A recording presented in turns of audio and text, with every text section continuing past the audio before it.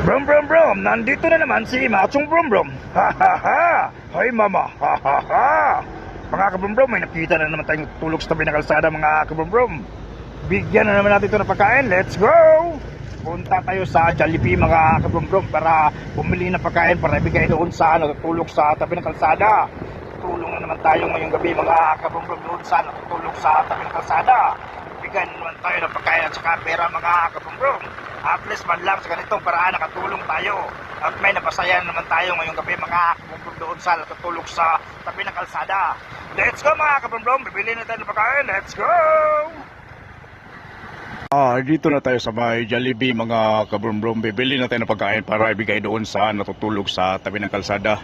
Let's go mga kabrom-brom. Bibili na tayo ng pagkain para ibigay doon sa natutulog sa tabi ng kalsada. Let's go! Dito na tayo mga kabrom. Let's go! Ito na mga kabrom-brom. Nakabili na tayo ng pagkain sa Jollibee. At may 1,000 pesos na pera. Ibigay na natin to kay tatay na natutulog sa tabi ng kalsada. Let's go! Let's go mga kabrom-brom, ihatid natin itong pagkain doon sa natutulog sa tabi ng kalsada. Patulong na naman tayo ngayong gabi mga kabrom-brom doon sa natutulog sa tabi ng kalsada.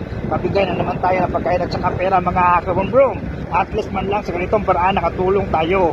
At may napasaya na naman tayo ngayong gabi mga kabrom-brom doon sa natutulog sa tabi ng kalsada.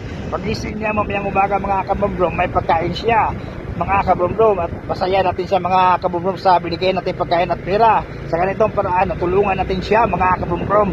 Let's go mga kabrom-brom, iyatin na natin itong pagkain. Let's go!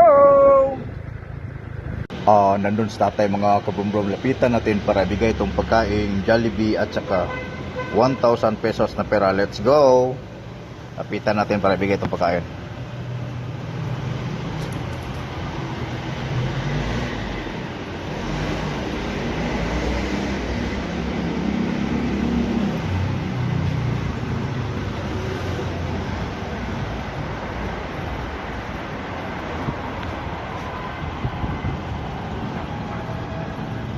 Let's go mga kabrom-brom, bigay natin pagkain kay tatay. Let's go.